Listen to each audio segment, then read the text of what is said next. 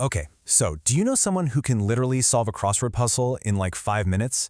You know, the type who can recite the periodic table from memory or just casually explain quantum physics on the fly, but somehow they're always completely broke before payday, right? But then on the flip side, think about that one kid from your high school who barely scraped by with C's, maybe copied every test, and today they're driving that exact dream car you've been saving up for. Crazy, right? Well, it's not just random chance, and it's definitely not luck. It's actually this huge, systemic, repeating pattern that economists and psychologists have been studying for the last 20 years. So welcome to today's Explainer, where we're going to break down exactly why this happens, and more importantly, how to fix it. For our whole lives, we've basically been sold this one very simple equation. Smart equals successful. The idea is, the more you know, the more you're going to earn. But here's the catch. That equation really only works in school. Out in the real world, it completely falls apart. See, intelligence is all about solving really complex problems. But, and here's the absolute secret, making money isn't actually a complex problem. Making money relies on simple tasks that just have to be repeated over and over again, without the urge to overcomplicate them. And that's where smart people trip up. They see a simple task and they instinctively turn it into a giant puzzle, just because, well, complexity is their comfort zone. To figure out why this happens, we're going to look at 5 specific psychological traps today. First, the overthinking trap, then sales snobbery, the academic mindset, craving complexity, and finally, emotion over logic. All right, let's dive into Section 1, the overthinking trap, which you might also know as analysis paralysis. So the smart brain is trained to do this one thing remarkably well. Absolutely never act until you've analyzed every single variable. Just picture 2 people deciding to start investing. You've got your average student who just opens an account, throws some money into literally the first index fund they see, and figures it out on the fly. Meanwhile, our super smart economics grad spends 3 months comparing different brokers, analyzing tax implications, you name it. And by the time the genius grad finally makes the optimal decision, that average student, yeah, their portfolio is already up 15%. So what's actually going on here? Well, the core psychological mechanism at play is the fear of being wrong. Think about it. A highly intelligent person spent their entire childhood being praised just for having the correct answers. So to them, making a mistake isn't just a learning experience, it's a massive direct threat to their entire identity as the smart one. And if a mistake threatens who they fundamentally are, their brain is going to avoid taking any action that might lead to failure at all costs. Basically, they just end up endlessly searching for this mythical perfect plan before taking even a single step. But here's the really hard truth. That perfect plan? It's a total myth, and it's costing you money every single day you delay. Money is made through rapid iterations, failing fast, right? Now, a smart person's imagination is like this highly realistic simulator, and running that simulator in your head feels way safer and cheaper than a real experiment. But a simulator never makes real money. Reality does.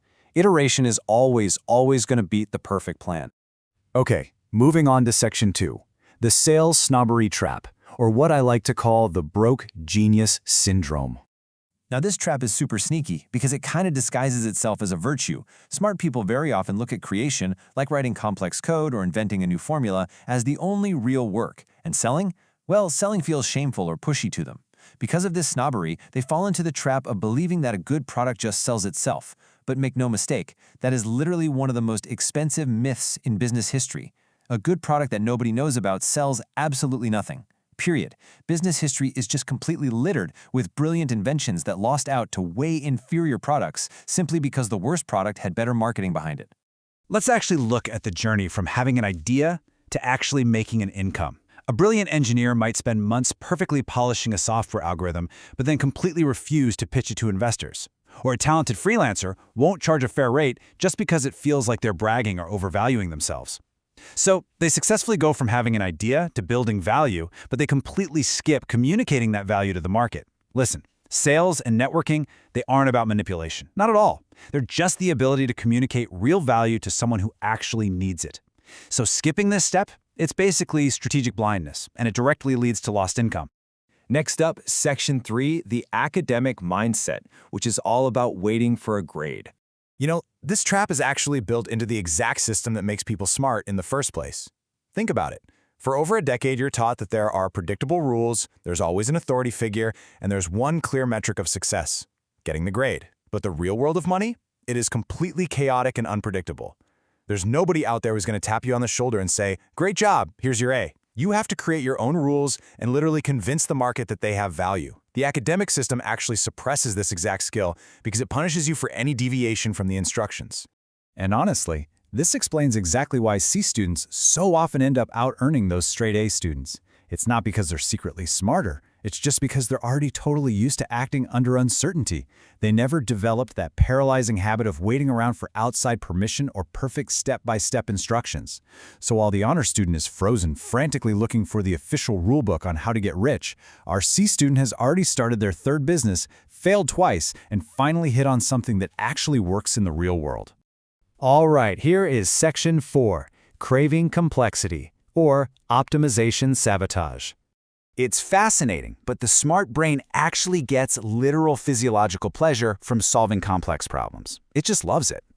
But like we said earlier, wealth is built on simple, repeated actions, stuff like saving a set percentage of your income, or just investing regularly in a broad market index. The thing is, a simple action like that offers absolutely zero intellectual satisfaction to a brilliant brain. So what do? They sabotage themselves. Instead of just saving 10%, they'll build this crazy 14-scenario spreadsheet, they'll try out crypto arbitrage, or invent some wildly multi-layered option strategy. And as their expertise grows, they develop this advanced-level imposter syndrome. They can see so many complex pitfalls that they end up entirely paralyzed, often just sitting in cash because they never feel quite ready to make a move. Seriously, if you take away absolutely anything from this explainer today, let it be this one phrase: boring works. If you look at the wealthiest people in the world, they act with extreme simplicity. I mean, look at Warren Buffett. He has repeated the exact same simple strategy for decades: buy quality assets and just hold them for a really long time. It's not complicated at all. In fact, it's incredibly boring. But smart brains instinctively run away from boredom because to them, doing something boring feels like they're wasting their intellectual potential. Finally, we have Section 5, Emotion over Logic, focusing on risk aversion. Now, this might just be the deepest trap of the whole bunch, because it's not even about how you think, it's all about how you feel. Get this: financial success is actually 80% emotional discipline and only 20% math. Yeah, 80%. Psychological research shows this really strong link between high intelligence and a much greater tendency toward anxiety and rumination. A smart brain can instantly visualize like dozens of terrifying, catastrophic scenarios. But making money requires a really high tolerance for uncertainty. Markets are going to drop, clients are definitely going to say no, and businesses will stumble. That's just the game. And here is where we hit the ultimate paradox. The better you get at logical risk calculation, the stronger your emotional brakes become. Logic just surfaces way too many reasons why a project could fail. So the highly intelligent person calculates risk better than anyone else in the room, which is exactly why they never actually take the first step.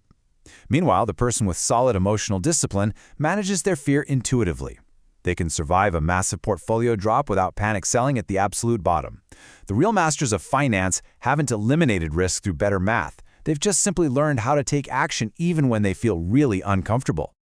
But hey, the good news here is that these 5 traps we just talked about, analysis paralysis, sales snobbery, waiting for a grade, craving complexity, and emotional risk aversion, they are not fixed personality traits. Not at all. They are literally just thinking habits. And just like you learned the multiplication table back in the day, you can retrain these habits too. You just have to stop asking yourself, how do I do this perfectly? And start asking, how do I do this today? Even if it's completely imperfect. Making that mental shift from being smart to being effective is hands down the single most profitable intellectual investment you are ever going to make. So, I want to leave you with a bit of a provocative question today. Which of these 5 traps is holding you back the most right now? Are you totally stuck in analysis paralysis? Or maybe you're craving a bit too much complexity? Drop down into the comments right now and let me know which trap is yours. I'm going to be reading through and replying to the most interesting ones. And hey, if this explainer helped you understand your own brain just a little bit better, make sure to hit like and subscribe for more structured insights just like this. See you next time.